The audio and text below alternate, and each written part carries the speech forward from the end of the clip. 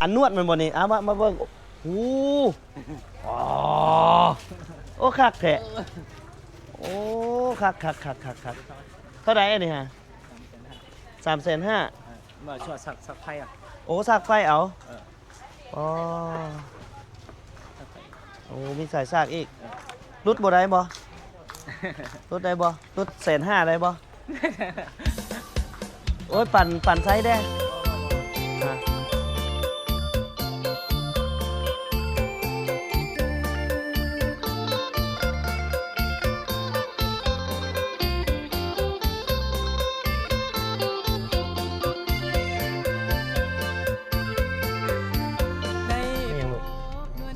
เดี๋ยวอันเดียวให้พ่อกินหรือลูกสิกินมานะลูกชายกับแพงขนาดโอ้ความหากันน้ำอีกแล้วเนาะทักทายสบายดีกันอยู่ที่ตลาดหลักสามเมืองท่าแขกแขวงคำม่วนพี่น้องกะยังอยู่กับน้องน้ำสบายดีก็ลูกสบายดีลืมเกือบวะเดี๋ยวยับไปอีกก่อนรถหลายพี่น้องตอนเช้าที่ตลาดรับสารนี่รถหลายแห้งเนาะ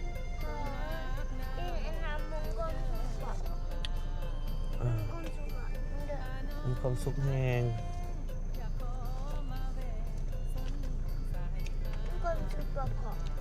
โดยตอนนี้ถ้าแม่เพิ่นไปซื้อเกิบให้น้องน้ำได้หน่อยนึงเพราะว่าเกิบน้องน้ำเห็นกิ่งนึงน้องน้ำจะแกะกล่องปริศนาอีกบ่ม่วนบ่แกะกล่องปริศนามันได้ลุ้นบ่แล้วบ่ให้ FC บอกเนาะบ่ให้บอกว่ามีหยังแล้วไอ้น้ำสิมาลุ้นเองแม่นบ่ขอลิ้นอันทายแล้วอันดูทายน้ำมูไอ้น้ำยังให้อัน FC บอกก่อนหรือบ่บอกก่อนบ่บอกเนาะจังมาลุ้นเอาเนาะมาแกะลุ้นเอามีความสุขแฮงอันบอก FC แล้วส่งกล่องปริศนามาให้แด้ต้องกล้องปริศนามาให้แน่ไอ้น้ำอยากแกะน้ำอยากแกะกล่องปริศนาแห้งกล้องปริศนาแห้ง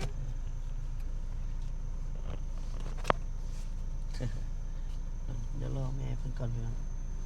แม่เพิ่นกำลังไปซื้อเกิบมาเร็วไปซื้อเกิบเนาะ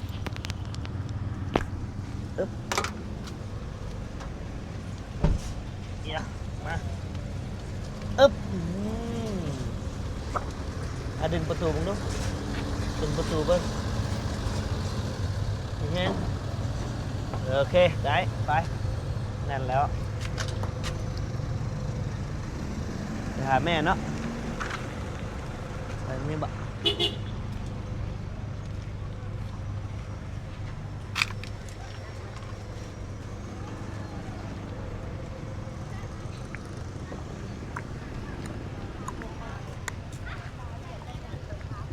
แม่เนาะรถหลายแห้งไปหน่อยอยู่โซนทางพูนก็สิเป็นจะเป็นจุดรถโดยสารเขานี่โอ้ยอย่าช่วยสิขึ้นให้ประยันติดใจ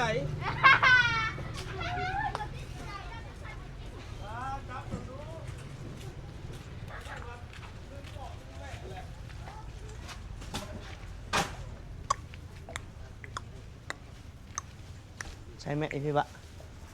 ไปลงในบออยู่นี่ชินเจ้าโอ้หล่อแท้เฮียเอาก่อนเด้อเฮียเสียเรื่องกันว้ายอ๋อสิเป็นพระบ่เสียเรื่องกันใส่เสื้อเหลืองก่อนโอ้ที่ยังโทรศัพท์ลูกเด้ฮะใส่เสื้อเหลืองเป็นยังไปเฮ็ดยังอันนี้ครูบาเวียดเนาะเป็นครูบาเวียดลาวเนาะครูบาเวียดลาวโทรศัพท์พ่อบ่เอาตัวใดลูกเอาตัวเนี้ยแล้วขอ Wi-Fi น้ำเพิ่นเด้อ นี่ก็ท้ายปะตั้งให้ เอาไวไฟครับตัวนั้นงามแท้ ใจเด้อ งามหลายปะลูกไว้นี่เดี๋ยวไปล้างรถก่อน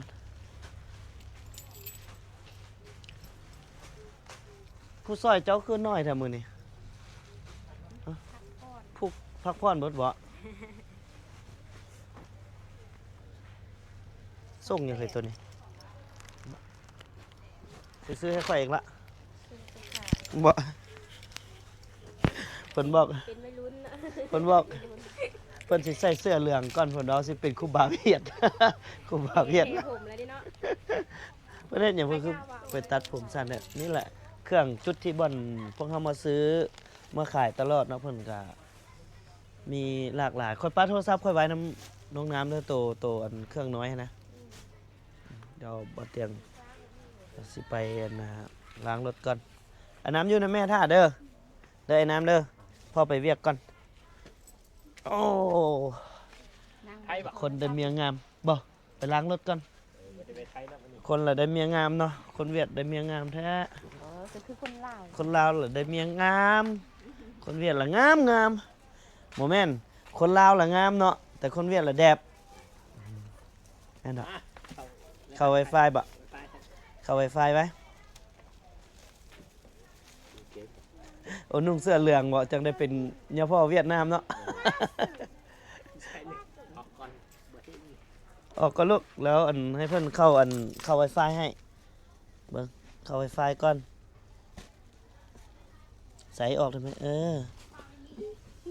บ้านนั้นจะมา เดี๋ยวเบิ่งเขาเสร็จยังมา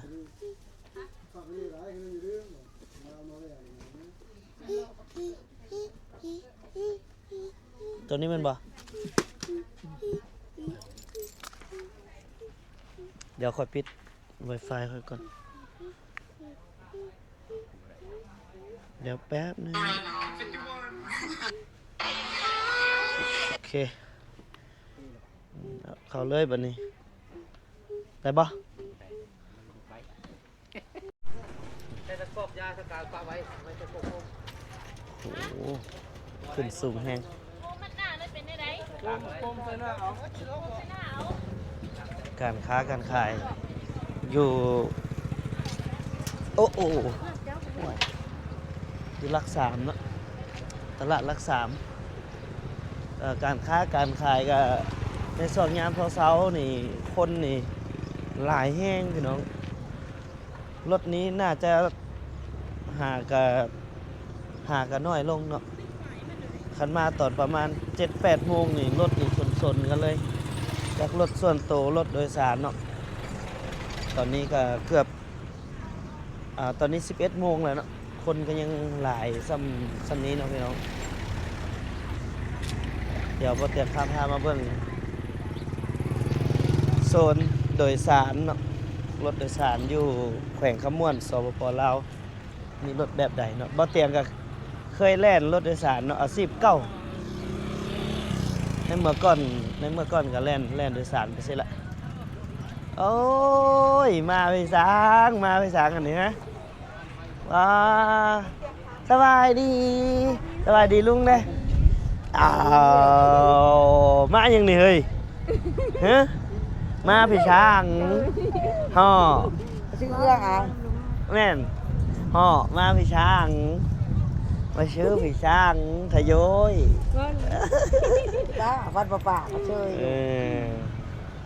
คือบัวว้าวสาบานนี่เจอลุงแล้วแบบมาก็เผยได้ ไปวิทย์กับเพื่อน โดยสารปะ ประชาชน ได้คนอยู่ ได้วงล้าน ได้ร้าน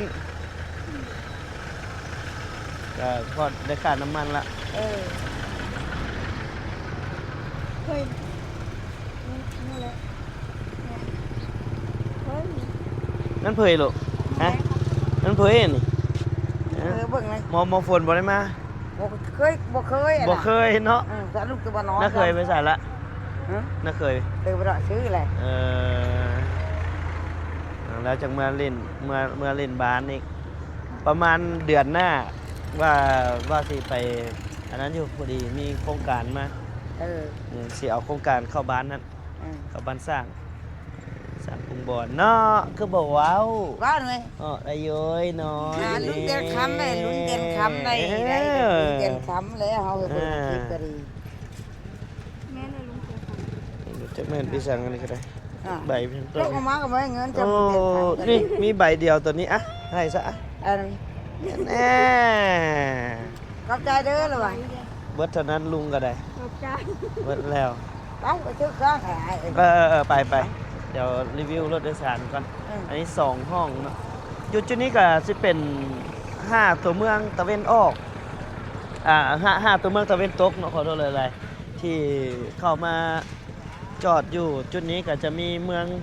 หินบูนคูนคำเมืองเซบังไฟหนองบกสิรวมโตวกันที่นี่เบิด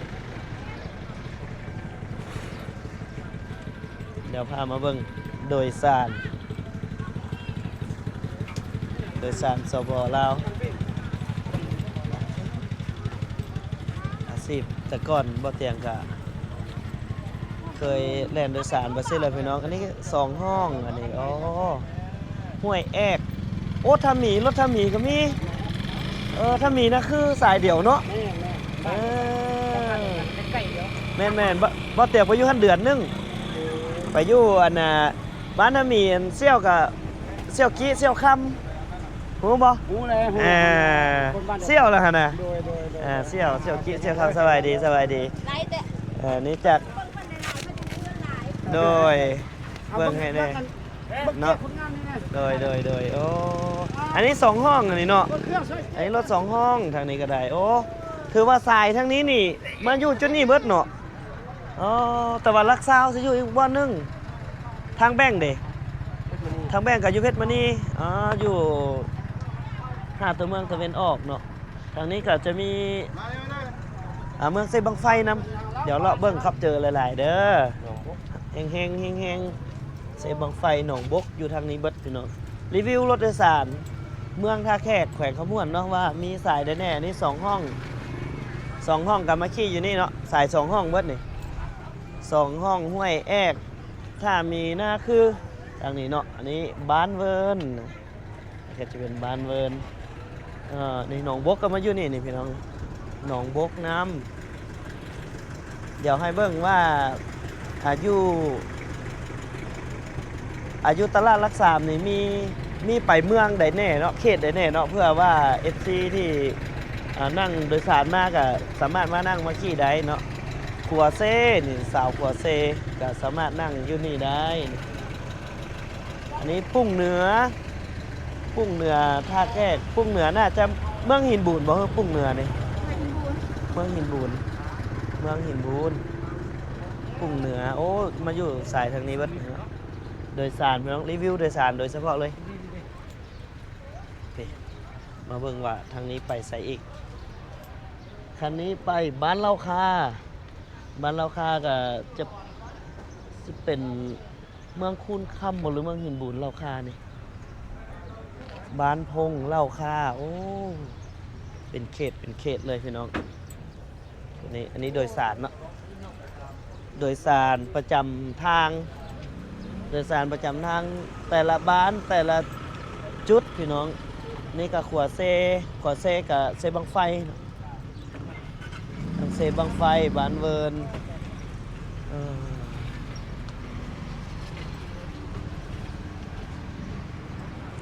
ตัวนี้จะเป็นหนองบกสายของหนองบกนี่เนาะบ้านโพนแพงหนองบกเลยเนาะพ่อเนาะหนองบกอย่างน่ะหน้าจำปาปุ้งกิ้วโนนแต้โอ้หน้าจำปานี่คุ้นว่ามีโครงการของไผโนที่เพิ่นเคยลมกับเบาเตียงว่าเพิ่นไปเฮ็ดโรงเรียนให้มีโครงการโรงเรียนโครงการเนาะมีเนาะแม่นเพราะว่าเจ้าของฝรั่งหรือของอเมริกานี่แหละพี่น้องที่เพิ่นมาซอยเหลือแขวงขมวนเฮาเนาะก็จะมีบ้านนาจำปานี่แหละที่เพิ่นเล่าปันฟังขอบใจหลายๆทางนี้สายหนองบกบ่เนาะสายหนองบกบ่เลยอันนี้หาดเสียงดีหาดเสียงดีปกติไปโพ้นแพงนี่จักพันแล้วก็ซุมื้อนี่60,000กีบ100 บ่ฮอด100 บาทซ้ำพี่น้องบ่ฮอด100 บาทซ้ำก็บ่ตีดอกเพราะว่าน้ำมันก็ขึ้นอยู่เรื่อยๆเนาะก็ค่าขนส่งโดยสารก็สิขึ้นตาม แต่ว่าก่อนเขาเจ้าจะปรับขึ้นนี่ก็จะมีสมาคมโดยสารเนาะที่เพิ่นควบคุมเรื่องราคาค่าขนส่งต่างๆแบบนี้นะก็จะมีสมาคมเพิ่นกับปรึกษาหารือกันเปิดกล่องประชุมกัน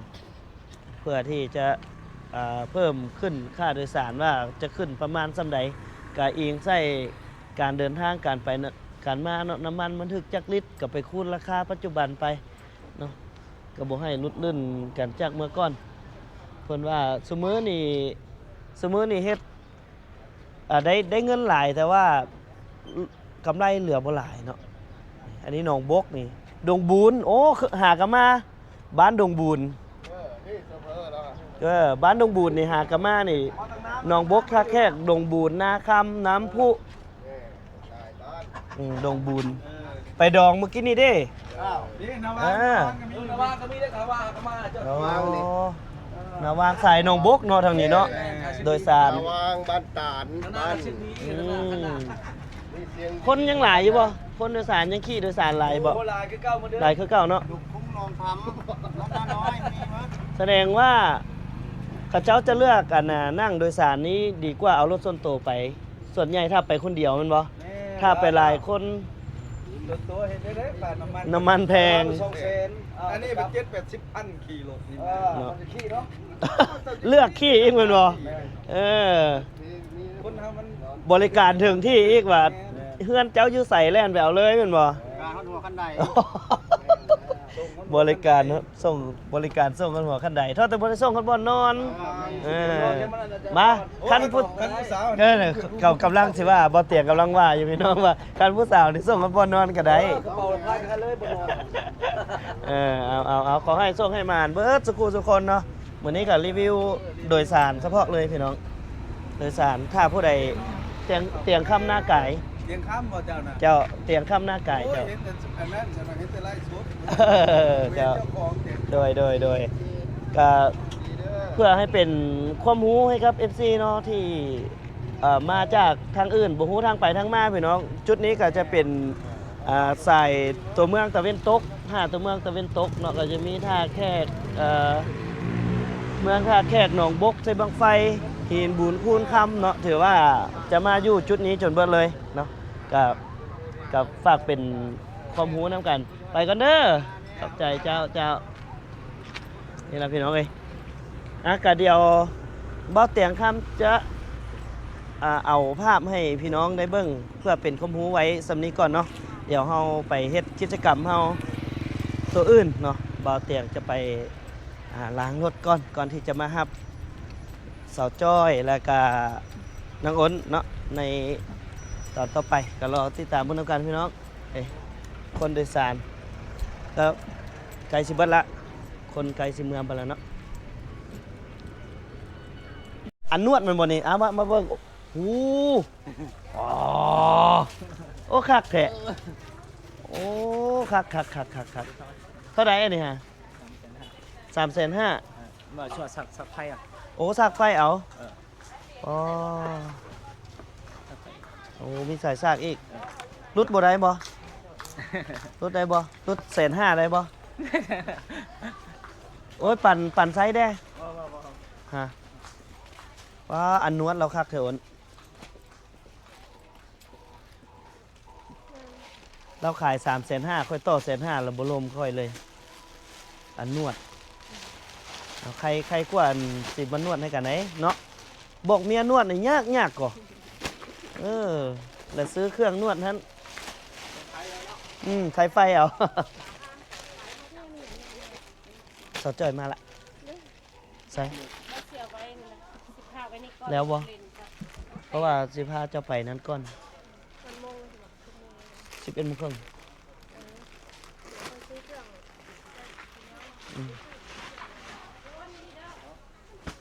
ได้ยังแน่ละยังจะไปต่ออีกบ่นี้ไปส่งล้อใช่ไหมโอเค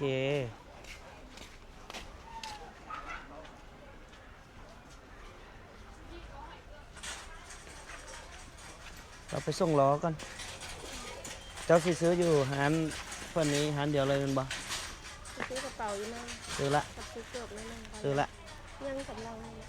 เดี๋ยวไล่เงินนี้ก่อนแมันบ่แล้วก็ไปเฮ็ดน้ำเคี่ยวกันวะหรือว่ากินข้าวก่อน เชื่อใดก็ได้ครับเนี่ยเราเที่ยวแล้วกันครับทำไปเช้าหัวก็ไปกินก้อน โอเคเพราะว่ายังพนันล้างรถ ไปเที่ยวหัว ไปเดี๋ยวเอาเครื่องขึ้นเลย ไอ้แค่แล้วเราบอกเพื่อนไปโอนหาเพื่อนรถเลย รถไปจอดอยู่นี่ไปน้องจ้อยเรียบร้อย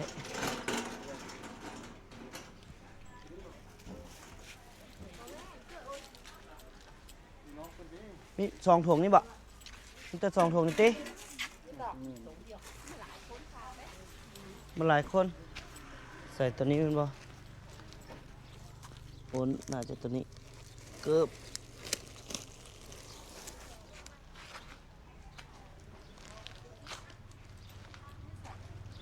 เด้อทางหลังรถนะ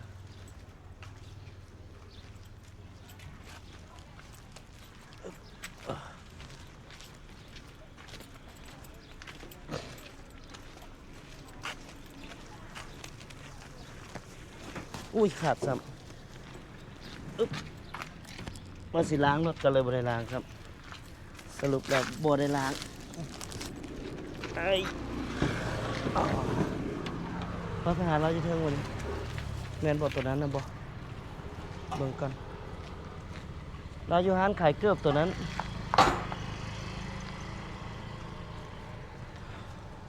ตัวนี้ก็แม่นเหรอเออเขาขึ้นเอาธงเดียวเอ้าบอกซื้อธงเดียวนี่ว่าสันเอาขึ้นนี่เลยไอ้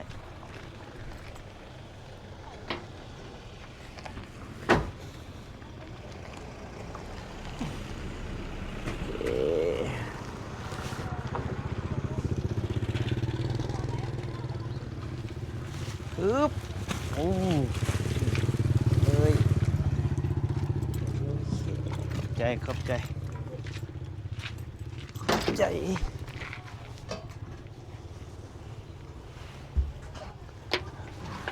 อึ๊บเรียบร้อยเนาะเดี๋ยวไปหาโอนอยู่เทิงก่อนพี่น้องเลยการซื้อเครื่องซื้อของกะเสร็จสิ้นเป็นที่เรียบร้อยแล้ว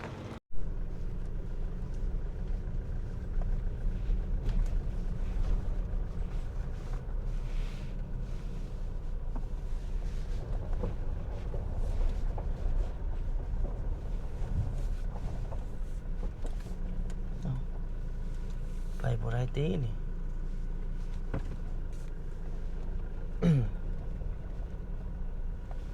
เพิ่นกำลังปรับปรุงพี่น้องเอ้ยปรับปรุงตลาดเนาะเดี๋ยวลงมือก่อนสิแล้วบ่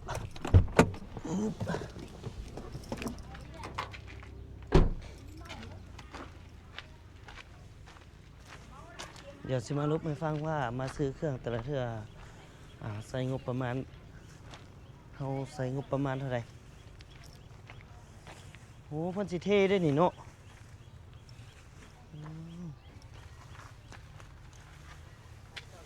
กำลังเทคอนกรีตกำลังปรับเดินเพิ่น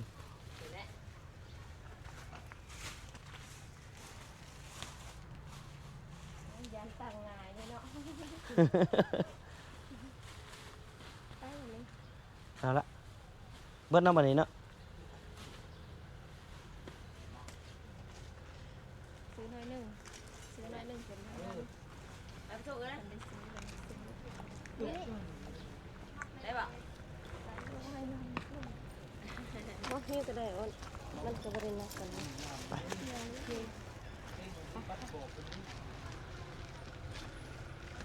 นกจ้อย ซื้อเบิดเท่าไหร่ หอมเศษหา มาไอ้หิวซะ มาขนาดนั้นได้ฮะไป เบิด2,500,000 250,000 นี่มัน แม่นอ้นครบบ่เช็คเบิ่ง เอาน้องๆนะไปแล้วจังจัดบัดสิซื้อมักมูเท่าไหร่สิซื้อมักมูจักหน่วยสิซื้อมักมูจักหน่วยน้องจอยประมาณ500หน่วย พี่ค่ะ10เลยนะเท่าไหร่อันนี้เขาพักซื้อแล้วเท่าไหร่10,000นึง เอาให้น้องน้ำก่อนแล้วจะซื้อแล้วจะไปซื้อคืนให้กับเจ้าฝากซื้อ ตอนเช้านี่ซื้อดีนี่แหละ ไปเรียบร้อย ไปใส่ต่อ ไปให้แก้วแล้วก็ออกเมื่อ ไปซื้อก็สนะ เอาตันทางเรียบร้อยอีกครับออกได้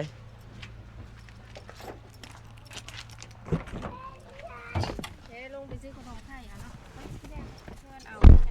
ชิบวาน เมื่อวานแล้ว ปล่อยออกเอาปะ เอาบัวถอยไปทางไหน ปล่อยได้มาเลย เบิดงบเท่าไหร่ ไป 10 ปลายไผสิฮู้ว่า10 ปลาย ปลายล้านนี่ละปลายเท่าไหร่เลยมีแต่10 ปลาย หาไอดา8 ล้านล้านเขาล้านขายใส่หาได้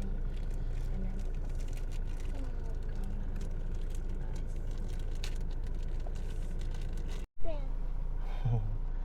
มาแล้ว วัดปะ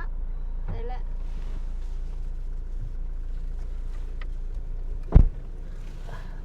สรุปการซื้อเครื่องก็ประมาณ18เนาะประมาณ18-19 ล้านจังพอไปคันโบซันก็เสียเที่ยว ซื้อแต่เครื่องแพงงวดนี้อะไรเนาะ 18-19 ล้านก็สิประมาณอยู่เกื